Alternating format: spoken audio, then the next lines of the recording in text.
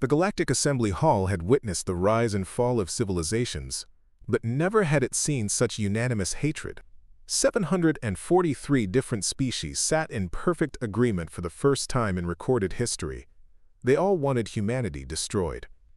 Ambassador Elena Rodriguez stood at the center of the vast chamber, her small human frame dwarfed by the towering representatives around her. The silence was deafening. Not a single translator device hummed. Not one alien delegate shifted in their seats. They simply stared at her with expressions that transcended species. Pure, undiluted contempt. Before we jump back in, tell us where you're tuning in from. And if this story touches you, make sure you're subscribed, because tomorrow I've saved something extra special for you. The peace treaty that was supposed to save her homeworld lay in digital fragments across the assembly floor, rejected by every single vote. Earth had exactly 72 hours before the combined fleets of the galaxy would turn her blue skies to ash. But Elena had one last card to play. One word that no alien species had ever heard a human say. One simple gesture that would either save 8 billion lives or become the final insult before humanity's extinction. The morning sun cast long shadows across the crystalline spires of Centauri Station, the galaxy's diplomatic heart that orbited between 7 different star systems. Dr. Marcus Chen pressed his palm against the observation deck's cool surface and watched the daily migration of ships that had become as routine as breathing. Vessels from the Kralix Empire glided past with their distinctive bone-white hulls, while the geometric perfection of Zephyrian craft moved in mathematical formations that hurt to look at directly.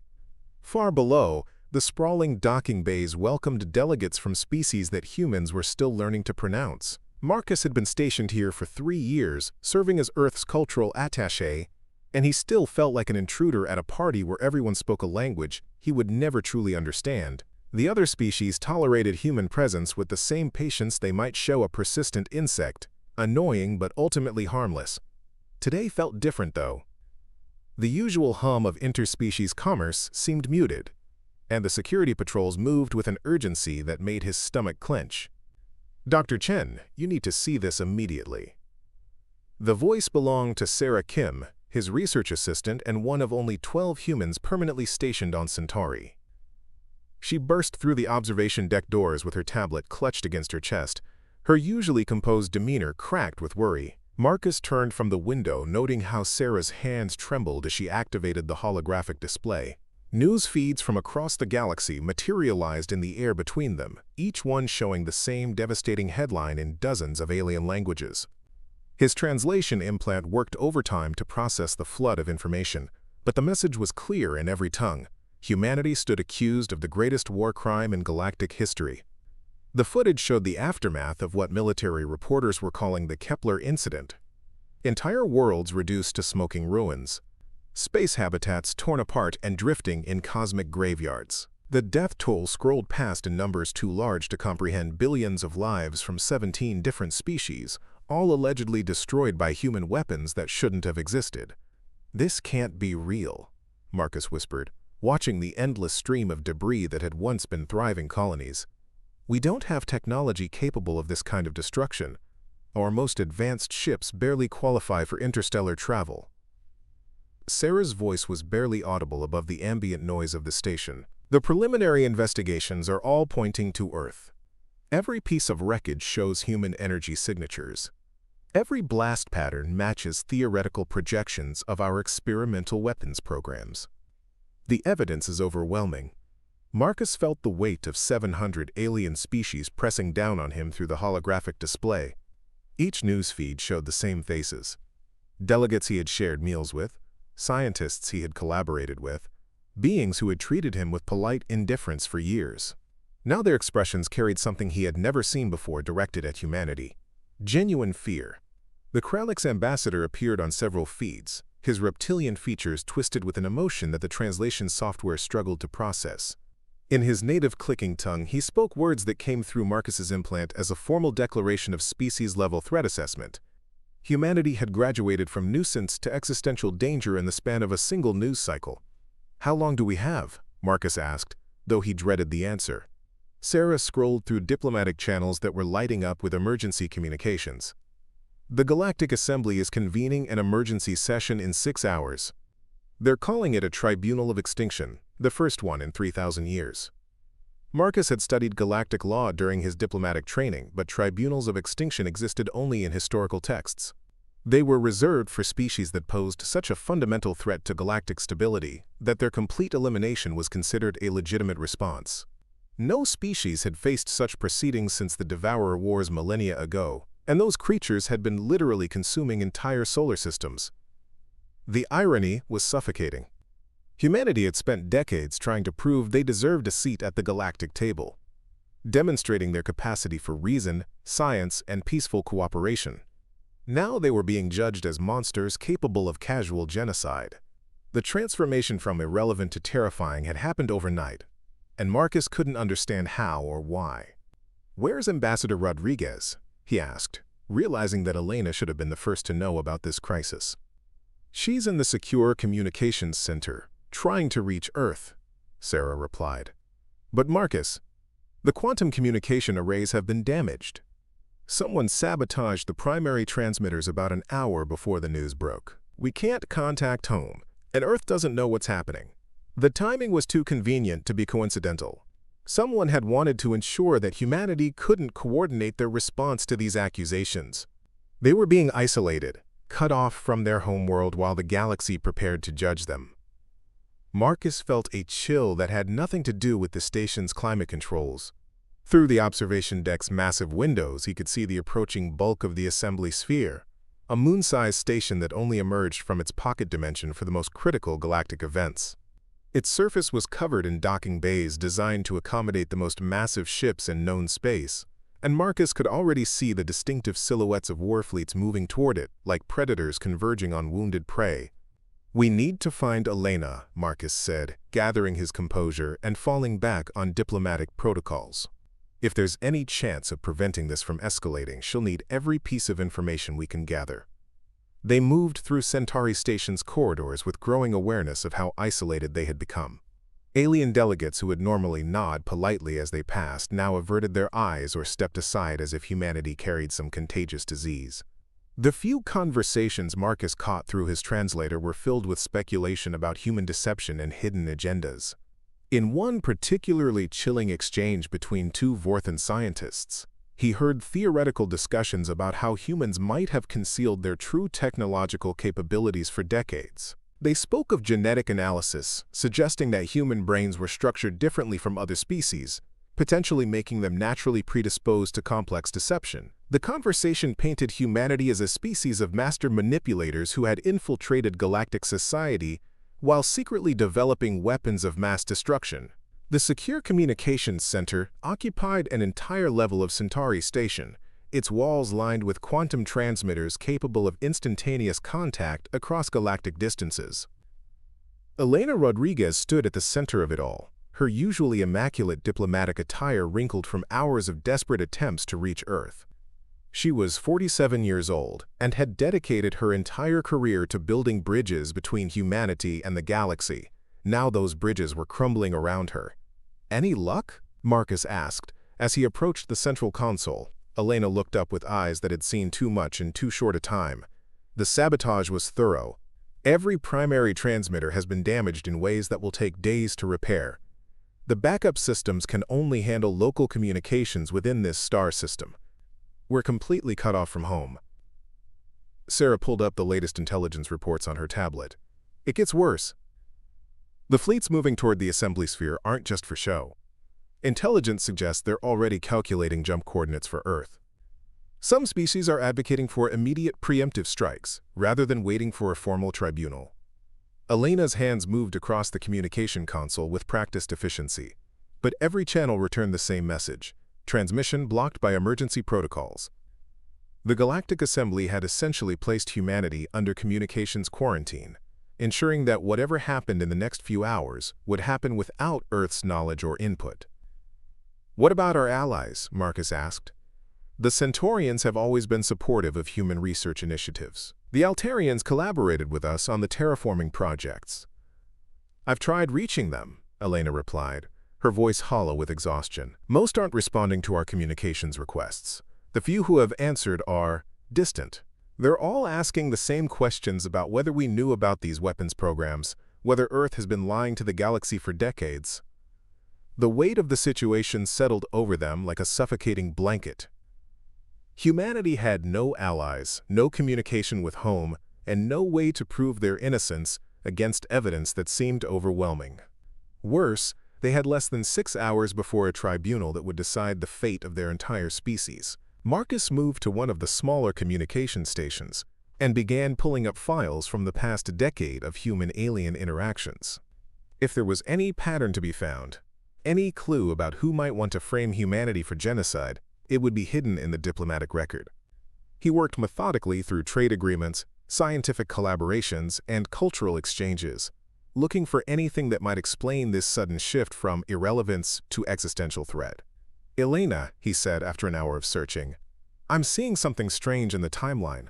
Look at this." Preparing and narrating this story took us a lot of time, so if you are enjoying it, subscribe to our channel, it means a lot to us. Now back to the story. He projected his findings onto the main display, showing a complex web of diplomatic connections spanning the past 3 years. Every major species that's calling for our extinction has one thing in common. They've all had significant interactions with the hegemony of war recently. Elena studied the data with renewed focus.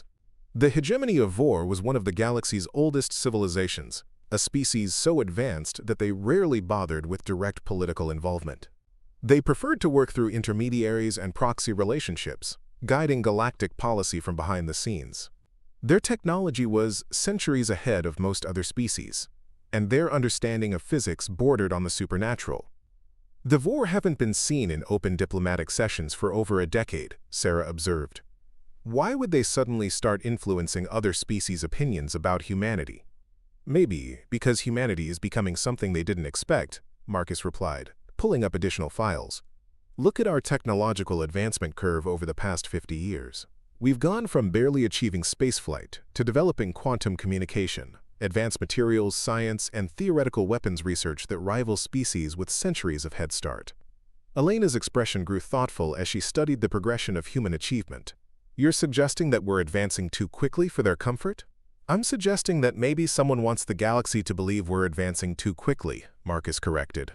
The Kepler incident used weapons that match our theoretical research, but the energy signatures are too perfect. It's like someone took our scientific papers and built weapons based on them, then made sure the evidence pointed back to us. The implications were staggering. If the hegemony of war had orchestrated this crisis, it meant they possessed technology advanced enough to simulate human weapons signatures while carrying out genocide on a scale that defied comprehension. It also meant they viewed humanity as enough of a threat to warrant complete elimination. Sarah was scrolling through intelligence reports when she suddenly stopped, her face pale. "Elena, we have a bigger problem. The Assembly Sphere has just issued a formal summons. The Tribunal of Extinction begins in 4 hours, and attendance is mandatory for all human representatives." Elena straightened her diplomatic jacket and moved toward the door with grim determination. "Then we'd better prepare our defense. Marcus, I need you to compile everything we can find about the war's recent activities. Sarah, gather all the technical data about our actual weapons capabilities. If we're going to face extinction charges, we'll do it with facts." As they prepared to leave the communications center, an emergency alert echoed through the station's public address system. The announcement came in 17 different languages simultaneously, but the message was identical in each. All human diplomatic personnel were to report to designated secure areas for their own protection. Centauri Station was implementing emergency protocols to prevent incidents between humans and the growing number of angry alien delegates. Marcus felt the walls closing in around them. They were being isolated, controlled, and managed like dangerous prisoners rather than diplomatic representatives. The galaxy had already made up its mind about humanity's guilt. The tribunal would be nothing more than a formality before the executions began. The corridors of Centauri Station had transformed into something resembling a police state. Security forces from multiple species patrolled in groups, their weapons prominently displayed, and their attention focused on any human movement. The few humans Marcus saw were being escorted by armed guards, their faces showing the same mixture of confusion and terror that he felt building in his chest. Near the main diplomatic quarters, they encountered Drive, James Walsh, Earth's senior scientific advisor to the Galactic Research Council. He was arguing with a group of Kralik security officers who were preventing him from accessing his laboratory. My research data could help prove that Earth doesn't possess the technology used in these attacks, James was saying, his voice strained with frustration. If you would just let me access my files. The lead Kralik officer, his scales dark with agitation, cut him off with a gesture that needed no translation. Humans were no longer trusted with access to sensitive areas. Their scientific credentials meant nothing when weighed against the possibility that they were genocidal maniacs hiding behind diplomatic immunity. Elena approached the security checkpoint with her hands visible and her diplomatic credentials ready for inspection. "Officer, I'm Ambassador Rodriguez. We need to reach the assembly sphere for the tribunal proceedings." The Kralik officer examined her credentials with suspicious thoroughness before responding in heavily accented Standard Galactic. "Humans will be transported under guard when tribunal begins. Until then, you will remain in designated areas." "We have the right to prepare our defense," Elena replied calmly. "Galactic law requires that accused species be given adequate time and resources to present their case." "Galactic law also requires that dangerous species be contained," the officer countered. "Humans have forfeited many rights through their actions." The casual dismissal of their legal protections sent a chill through Marcus. They weren't just facing charges. They were facing a system that had already decided their guilt and was merely going through the motions of a trial. The presumption of innocence that formed the foundation of galactic justice had evaporated the moment the first news reports aired. Back in their temporary quarters, Elena set up an improvised command center using the limited resources available to them. The walls were covered with holographic displays showing everything from technical specifications of Earth's actual military capabilities to psychological profiles of key alien delegates. If they were going to mount any kind of defense, it would have to be based on perfect preparation and flawless execution. "The evidence against us is circumstantial but compelling," Elena said, reviewing the prosecution's case. "Energy signatures that match our theoretical research, weapon patterns consistent with our scientific papers, and targeting choices that suggest intimate knowledge of galactic infrastructure. Someone has done their homework." Marcus was studying intelligence reports about the hegemony of Vor, trying to piece together their potential motivations for framing humanity. The Vor have always positioned themselves as the galaxy's guardians, protecting younger species from their own destructive impulses. If they believe humanity is developing too quickly toward dangerous technologies, they might see elimination as a preventive measure. "But why not just contact Earth directly?" Sarah asked. "Why orchestrate this elaborate frame job, instead of simply asking us to slow down our weapons research?" "Because direct intervention would reveal their continued involvement in galactic politics," Elena replied. "The Vor's power comes from the illusion that they've withdrawn from day-to-day governance. If other species knew they were still manipulating events, it could trigger a massive political upheaval." The irony was profound. Humanity was being destroyed to preserve the political stability of a galaxy they had barely begun to understand. They were collateral damage in a conflict they didn't even know they were part of, victims of their own rapid technological progress and someone else's paranoid fears about the future. As the hours ticked toward the tribunal, Marcus found himself thinking about Earth's 8 billion inhabitants going about their daily lives, completely unaware that their species' survival hung in the balance. Children were attending school, scientists were making discoveries, artists were creating beauty, all of it potentially about to be erased because a few humans had theorized about advanced weapons technology. The quantum communication console chimed with an incoming transmission, the first external contact they had received since the crisis began.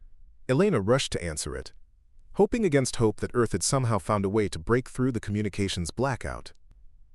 Instead, the holographic display showed the stern features of Admiral Korath, the Kralik's military commander who would be leading the prosecution at the tribunal. His reptilian face showed no emotion as he delivered what amounted to humanity's final ultimatum. "Human representatives," Admiral Korath began in his harsh, clicking accent, "the Tribunal of Extinction will convene in 90 minutes. You are required to present yourselves for judgment. Any attempt to flee or resist will be considered an admission of guilt and will result in immediate military action against your homeworld." Elena stepped forward, maintaining her diplomatic composure despite the circumstances. "Admiral, We request additional time to prepare our defense. The evidence against humanity requires thorough examination. The evidence is overwhelming, Korath interrupted. 17 worlds destroyed by human weapons technology. Billions of lives extinguished by human aggression. There is nothing to examine except the method of your species' elimination. The transmission ended abruptly, leaving them alone with the weight of approaching judgment. Elena slumped into her chair, the full magnitude of their situation finally overwhelming her diplomatic training. They weren't preparing for a trial. They were preparing for an execution ceremony. Marcus moved to the window and looked out at the assembly sphere, now fully emerged from its pocket dimension and bristling with the weapons systems of hundreds of species. The structure itself was older than human civilization, built by species whose names had been forgotten for millennia. It had witnessed the rise and fall of galactic empires, the birth and death of entire civilizations, and now it would witness the formal extinction of Homo sapiens. The preparation time passed in a blur of desperate activity. Elena rehearsed her opening statement while Marcus compiled technical data that might cast doubt on the prosecution's evidence. Sarah worked on psychological profiles of key tribunal members, looking for any angle that might generate sympathy for humanity's plight. But as the final minutes ticked away, they all knew they were merely going through the motions. The galaxy had made its decision, and no amount of evidence or eloquent speeches would change the outcome. They were walking into a courtroom where the verdict had already been written, the sentence already decided. The escort arrived precisely on schedule, a mixed group of security forces representing multiple species, all armed and all treating the humans like dangerous criminals. Elena straightened her diplomatic jacket one final time and took a deep breath before stepping into the corridor. As they walked toward the transport bay that would take them to the assembly sphere, Marcus caught glimpses of the galaxy's representatives preparing for what many considered the most important tribunal in modern history. Delegates from species he had never seen before were arriving in ships that defied description, all of them united in their desire to see humanity eliminated. The transport ship itself was a utilitarian vessel designed for security rather than comfort. Elena, Marcus, and Sarah were seated in restraints typically reserved for dangerous prisoners, while their guards maintained a careful distance. Through the small windows they could see the assembly sphere growing larger, its ancient surface covered with docking bays that were filling with the ships of 743 different species. As they approached the massive structure, Marcus realized this would be the last time he would see the beauty of space from a human perspective. Tomorrow, if there was a tomorrow, the galaxy would be a place where humanity had never existed, where Earth was nothing more than a cautionary tale about the dangers of allowing primitive species to develop advanced technology too quickly. The docking process was efficient and impersonal. They were transferred from the transport to a secure corridor that led directly to the tribunal chamber, with no opportunity to interact with other delegates or gather additional intelligence. The message was clear. Humanity's time for preparation was over. The tribunal chamber itself was a marvel of ancient engineering, a spherical room that could accommodate thousands of representatives while ensuring that every voice could be heard clearly. The walls curved away in all directions, covered with holographic displays that would show evidence and testimony to every being present. At the center of the sphere was a raised platform where the accused would stand, surrounded by the judgment of the galaxy. Elena walked onto that platform with her head held high, flanked by Marcus and Sarah, and faced the assembled representatives of civilizations that spanned the galaxy. The silence was absolute, broken only by the soft hum of translation devices processing the anticipation of 743 different species. Admiral Korath rose from his position among the prosecution's representatives, his reptilian features grim with the weight of the charges he was about to present. When he spoke, his words were translated into every language simultaneously, ensuring that the magnitude of humanity's alleged crimes would be understood by every being present. The formal accusations began, and with them, the final chapter of humanity's brief participation in galactic civilization. Elena stood at the center of it all, knowing that the next few hours would determine whether 8 billion humans would live to see another sunrise, or whether Earth would become nothing more than a smoking monument to the galaxy's justice. Admiral Korath's voice echoed through the spherical chamber as he presented holographic evidence that painted humanity as the galaxy's greatest threat. Each piece of data materialized in the air above Elena's head, spinning slowly so every delegate could examine the damning details. Energy signatures, weapon trajectories, communication intercepts, all of it pointing to Earth as the source of the Kepler incident. Elena watched the presentation with growing dread, not because the evidence was false, but because it was so perfectly constructed. Every detail aligned with humanity's theoretical research papers. Every weapon signature matched projections from Earth's most classified military programs. Someone had taken decades of human scientific work and turned it into an instrument of mass destruction, then carefully arranged the aftermath to ensure blame would fall on the creators of the original theories. The destruction of the Kepler colonies represents an escalation of violence unprecedented in galactic history, Admiral Korath declared, his reptilian features twisted with disgust. 17 worlds reduced to ash. 4,700,000,000 lives extinguished in a coordinated assault that can only be described as genocide. The holographic displays shifted to show the aftermath of the attacks. Elena forced herself to watch. As entire solar systems drifted in ruins, their planets cracked open like broken eggs. Space habitats that had housed millions now tumbled through the void as twisted metal sculptures. The scope of destruction was so vast that her mind struggled to process it. "The weapon signatures are conclusive," continued a delegate from the Zephyrian collective, her crystalline form refracting the chamber's light into rainbow patterns. "Our most advanced analysis confirms that these energy patterns could only have been produced by technology based on human theoretical frameworks." Elena stepped forward on the platform, her voice carrying clearly through the chamber's acoustic design.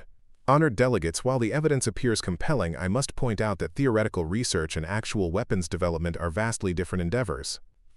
Earth scientists publish their work openly, making it available to any species with sufficient technological capability to understand and potentially implement it." A rumble of dissent passed through the assembled delegates. The Krelix ambassador rose from his seat, his scales darkening with agitation. "Are you suggesting that another species committed these atrocities using human research as a blueprint?" "I'm suggesting that someone with advanced technological capabilities used our published research to frame humanity for crimes we could never commit," Elena replied. "Our actual military technology is centuries behind what would be required for this level of destruction." The prosecution's response was swift and merciless. Admiral Korath activated another series of displays showing Earth's recent technological advancement curve. Human development has accelerated exponentially in the past 50 years. What began as primitive space exploration has rapidly evolved into sophisticated theoretical weapons research. The progression suggests a species deliberately concealing their true capabilities while infiltrating galactic society. Marcus watched from his position beside Elena as the tribunal members absorbed this interpretation of human progress. The speed of their advancement, which had been a source of pride for Earth's scientific community, was now being presented as evidence of deception and malicious intent. Every breakthrough, every discovery, every leap forward was reframed as part of a sinister plan to gain the galaxy's trust before revealing their true destructive nature. The Alterian representative, whose species had previously collaborated with humans on terraforming projects, spoke with obvious reluctance. "The evidence suggests a pattern of systematic deception spanning decades. Human researchers consistently downplayed their weapons capabilities while developing increasingly sophisticated theoretical frameworks for mass destruction." Elena felt the weight of 700 alien species pressing down on her. These beings had once viewed humanity with polite indifference, but now their expressions showed fear, anger, and betrayal. They genuinely believed that humans had infiltrated their society like a virus, pretending friendship while secretly planning genocide. Furthermore, Admiral Korath continued, intelligence analysis of human communication patterns reveals a species psychologically predisposed to deception and manipulation. Their brain structures show unusual development in areas associated with complex social manipulation and long-term strategic planning. Sarah stepped forward beside Elena, her voice steady despite the circumstances. "Those same neurological characteristics also correlate with creativity, empathy, and cooperative problem-solving. You're describing adaptations that allowed our species to survive through collaboration, not conquest." The prosecution dismissed her argument with a gesture that needed no translation. Every predator species claims peaceful intentions until the moment they strike. The Kepler incident represents the culmination of decades of careful planning and preparation, by a species that has mastered the art of appearing harmless while developing weapons of unprecedented destruction.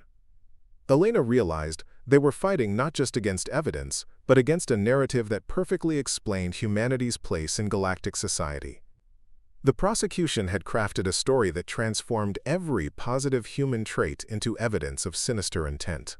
Their rapid technological progress became proof of hidden agendas. Their cooperative nature became evidence of manipulation skills. Their scientific curiosity became a mask for weapons development. The tribunal proceedings continued for hours, with delegate after delegate rising to present additional evidence or voice their concerns about the human threat. Elena noticed that many species who had never previously interacted with Earth were suddenly experts on human psychology and capabilities. The coordination was too perfect to be coincidental.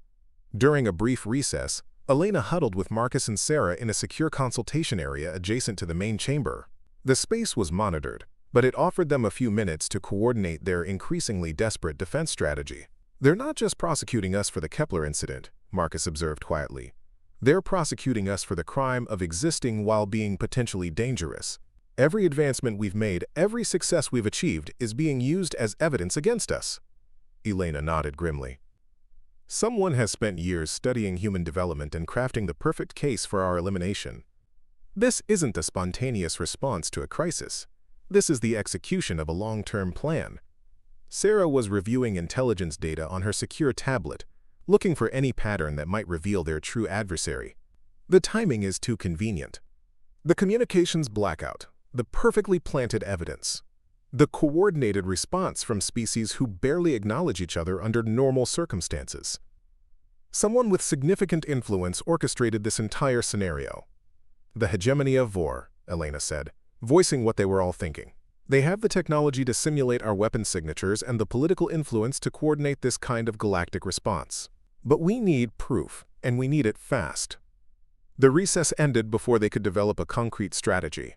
Elena returned to the platform knowing that their time was running out. The prosecution was building toward their final arguments, and the tribunal members showed no signs of doubt about humanity's guilt.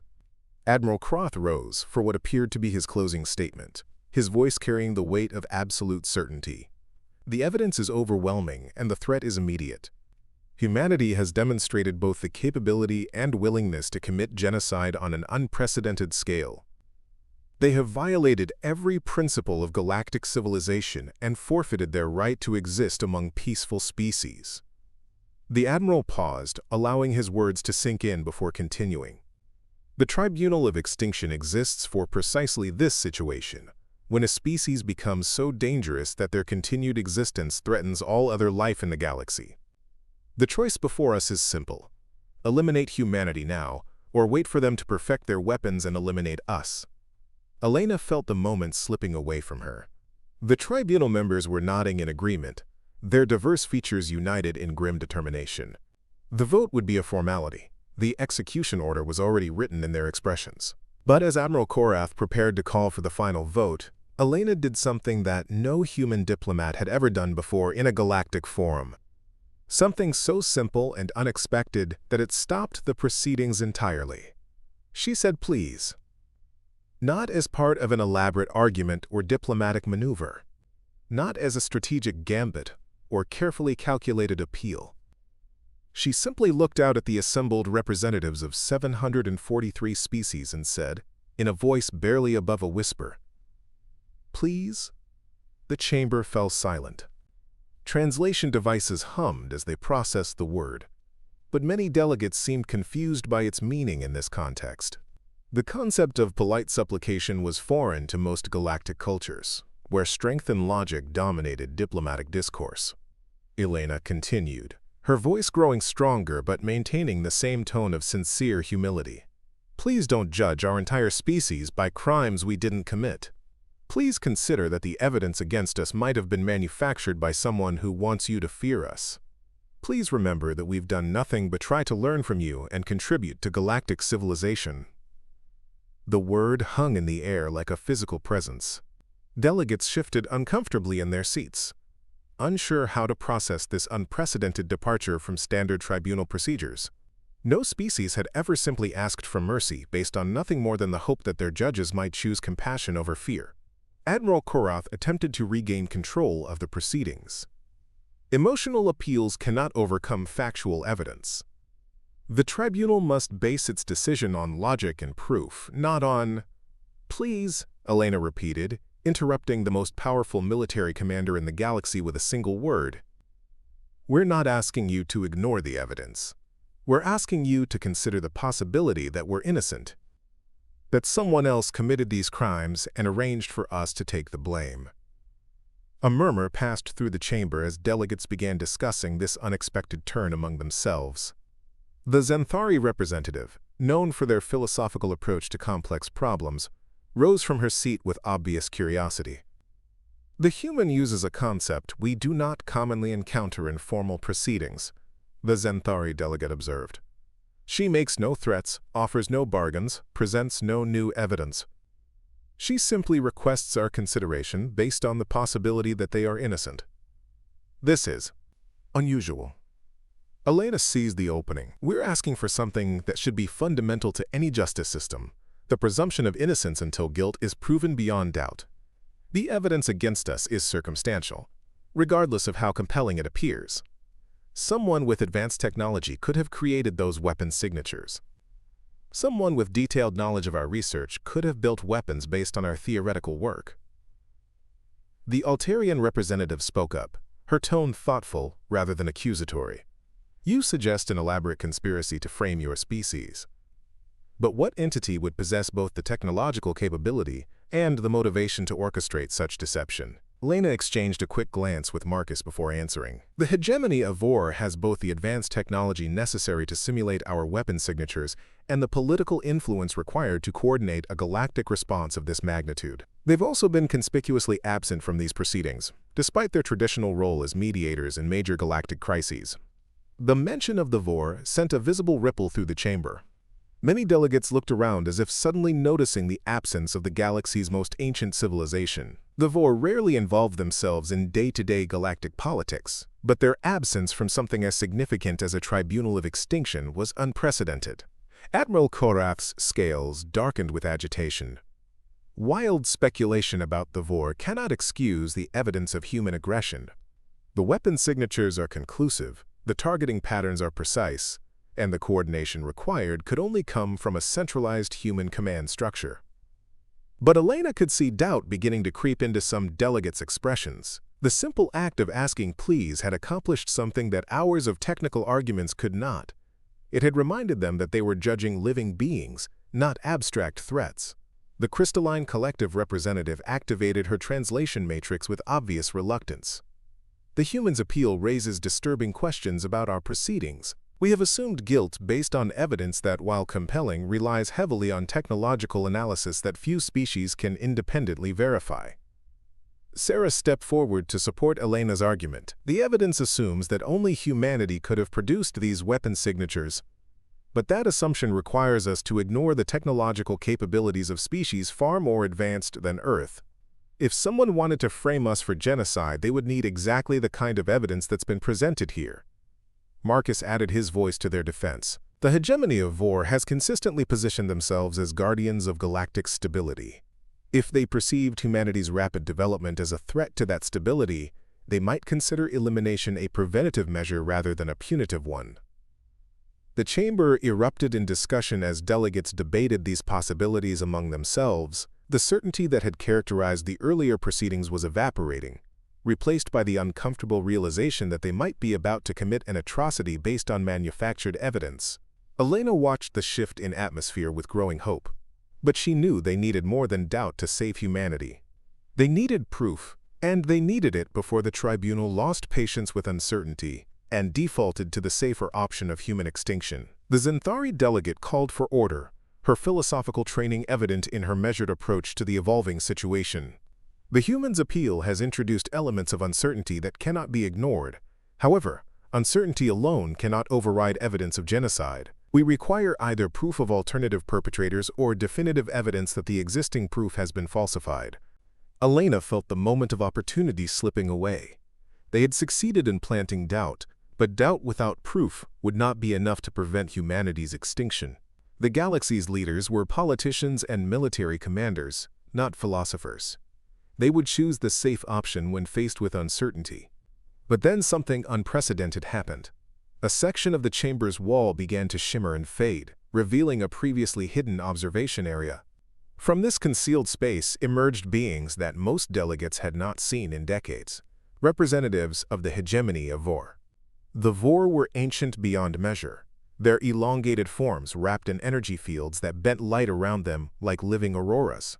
They moved with the deliberate grace of entities who had transcended physical limitations millennia ago.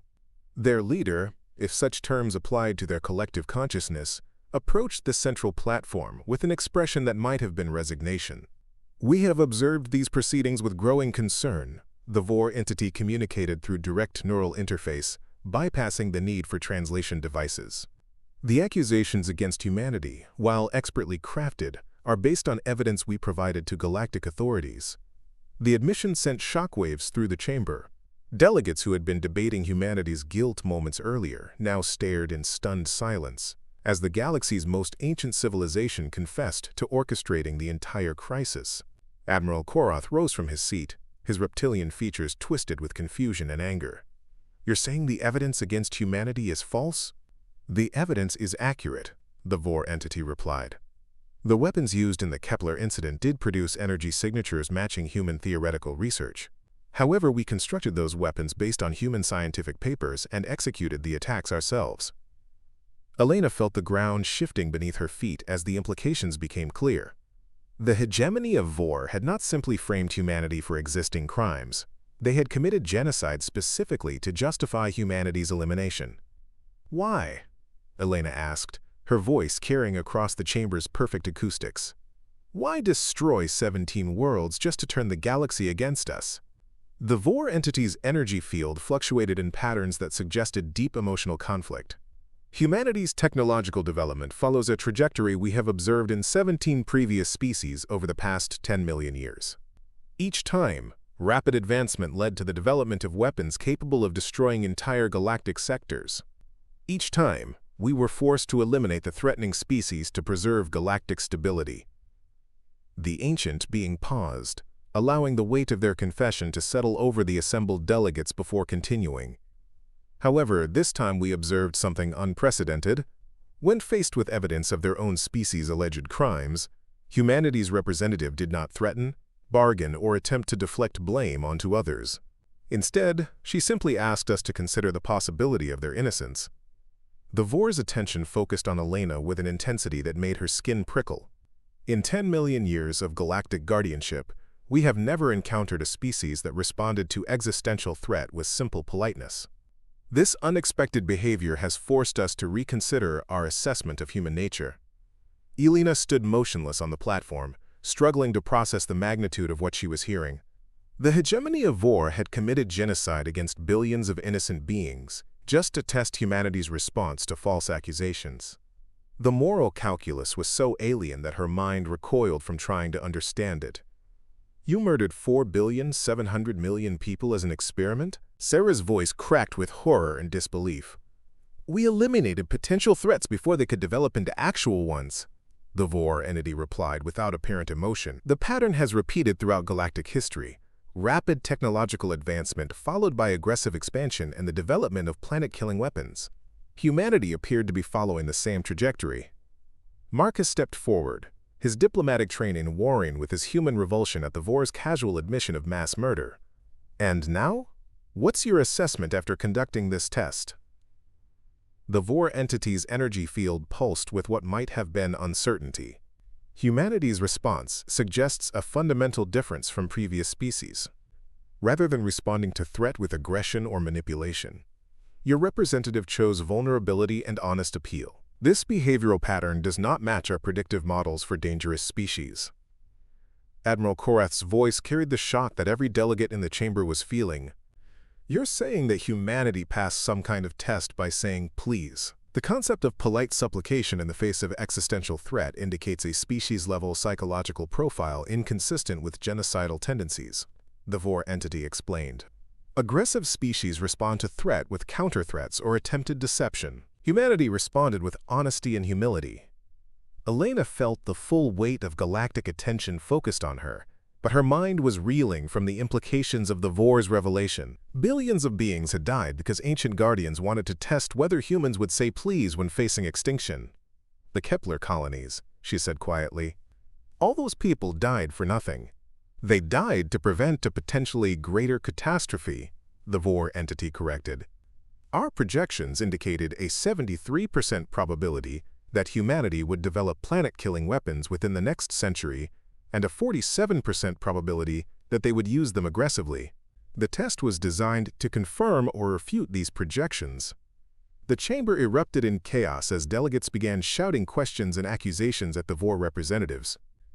The revelation that the galaxy's ancient guardians had committed genocide as a testing mechanism shattered fundamental assumptions about justice, morality, and the nature of galactic civilization. Elena stood at the center of the maelstrom, watching as everything she thought she understood about the galaxy crumbled around her. The beings she had spent years trying to impress and appease had been complicit in a system that treated entire species as expendable test subjects. The Centauri delegate called for order, her philosophical composure strained by the magnitude of what they had learned. The hegemony of Vor's confession raises profound questions about the nature of galactic governance and the ethics of preemptive action. However, the immediate question remains, what disposition should be made regarding humanity? The Vor entity's response came without hesitation. "Based on their behavioral response to our test, we conclude that humanity poses a significantly lower threat than our models predicted. Their capacity for polite supplication in extremis suggests a species psychologically unsuited to large-scale aggression." Elena found her voice again, though it trembled with suppressed emotion. "So humanity survives because we said please. Humanity survives because saying please in the face of extinction demonstrates a fundamental psychological orientation incompatible with genocidal behavior," the Vor entity clarified. "Species that develop planet-killing weapons invariably respond to existential threat with threats of their own. You asked for consideration of your innocence rather than promising retaliation for our judgment." The implications were staggering. Humanity's survival depended not on their technology, military strength, or diplomatic sophistication, but on their basic politeness in the face of annihilation. The word please had quite literally saved their species from extinction. Admiral Korath's scales had faded to a dull gray as he processed the revelation. The Tribunal of Extinction was based on fabricated evidence. Humanity never committed the crimes they were accused of. "Correct," the Vor entity confirmed. "However, the test served its intended purpose. We now have sufficient data to conclude that humanity's continued existence does not pose an unacceptable threat to galactic stability." Elena felt anger building alongside her relief. "You're talking about the systematic murder of billions of innocent beings as if it were a routine quality control procedure. From our perspective, preventing the potential deaths of trillions through early intervention justifies the sacrifice of billions," the Vor entity replied. "We have prevented 17 species-level conflicts that could have devastated entire galactic sectors." The moral calculus was so alien that Elena struggled to find words adequate to express her revulsion. The hegemony of Vor operated on time scales and population scales that reduced individual lives to statistical abstractions. They had appointed themselves judges of species-level worthiness and executed that judgment through preemptive genocide. Sarah stepped closer to Elena, her voice carefully controlled. "What happens to the Vor now? Do they face judgment for their crimes?" The ancient entity's energy field rippled with what might have been amusement. "We're beyond the jurisdiction of galactic law. Our actions, while regrettable, serve a function that younger species cannot comprehend. We prevent civilization-ending conflicts before they begin." Elena realized that humanity had stumbled into something far larger than a simple case of mistaken identity. They had discovered that galactic civilization operated under the shadow of ancient guardians who regularly committed genocide to prevent worse outcomes. The moral implications were staggering. The Centauri delegate spoke into the shocked silence. "The revelation of Vor involvement fundamentally alters the nature of these proceedings. Humanity cannot be held responsible for crimes committed by others, regardless of the supposed justification. Furthermore, added the Altarian representative, the Vor's confession raises questions about how many other species have been eliminated based on similar projections and tests. The Vor entity's response carried the weight of eons, 17 species over 10 million years. Each elimination prevented conflicts that our models projected would result in significantly greater casualties. The preservation of galactic civilization sometimes requires difficult choices. Elena looked around the chamber at delegates who were grappling with the same moral vertigo she felt. The beings they had trusted to guide galactic civilization had been systematically murdering entire species based on mathematical projections of future behavior. Humanity's near extinction was just the latest iteration of an ancient pattern. Humanity is cleared of all charges related to the Kepler incident, the Centauri delegate announced formally. However, the broader implications of the Vor's revelations require extensive deliberation by the full Galactic Assembly. The tribunal began to dissolve as delegates prepared to return to their respective governments with news that would reshape galactic politics. Elena found herself surrounded by beings who had been prepared to authorize her species' extinction hours earlier, now offering apologies and expressions of support. But Elena's attention remained focused on the Vor entity, whose energy field continued to pulse with alien emotions. Will this change anything? Will you stop testing species for their potential threat level? The testing serves a necessary function, the entity replied. However, your species' response has provided valuable data about alternative assessment methods. Future evaluations may incorporate behavioral analysis rather than relying solely on technological development patterns. Elena realized that humanity's politeness had not only saved their own species, but might prevent future genocides disguised as preemptive testing. The simple act of saying please had introduced the concept of behavioral prediction into the Vor's ancient methodology. As the chamber emptied and delegates departed for their ships, Elena stood with Marcus and Sarah on the platform where they had expected to receive humanity's death sentence. Instead, they had uncovered a conspiracy that reached back millions of years and involved the systematic elimination of species whose only crime was developing technology too quickly. "What do we tell Earth?" Marcus asked quietly. Elena considered the question carefully. How could they explain that humanity had survived because they were polite? How could they convey the moral complexity of a galaxy where ancient guardians committed genocide to prevent worse tragedies? "We tell them the truth," she said finally. "That saying please saved our species, and that politeness might be humanity's greatest diplomatic asset in a galaxy full of beings who have forgotten how to ask nicely for what they need." Sarah looked around the empty chamber, where humanity's fate had been decided. "Do you think the Vor are right about preventing worse conflicts through early intervention?" Elena shook her head slowly. "I think they're ancient beings operating with incomplete information and making irreversible decisions based on mathematical models that can't account for the simple human capacity to say please when we need help." As they prepared to leave the assembly sphere and return to Centauri Station, Elena reflected on the profound irony of their situation. Humanity had spent decades trying to prove they belonged in galactic civilization through demonstrations of technological prowess, scientific achievement, and diplomatic sophistication. In the end, their survival had depended on something much simpler: basic politeness in the face of existential threat. The word please had quite literally saved 8 billion lives. It had also revealed the existence of ancient guardians who shaped galactic history through preemptive genocide, fundamentally altering humanity's understanding of the civilization they were trying to join. Elena looked back at the tribunal chamber one last time before the doors sealed shut. Tomorrow, humanity would wake up to discover they lived in a galaxy where politeness was a survival trait, and ancient beings committed systematic murder to preserve peace. It would take time to process the full implications of what they had learned, but for now, it was enough to know that sometimes the most powerful force in the universe was not advanced technology or military might, but simply knowing how to ask nicely when everything depended on the answer. Up next, you've got 2 more standout stories right on your screen. If this one hit the mark, you won't want to pass these up. Just click and check them out.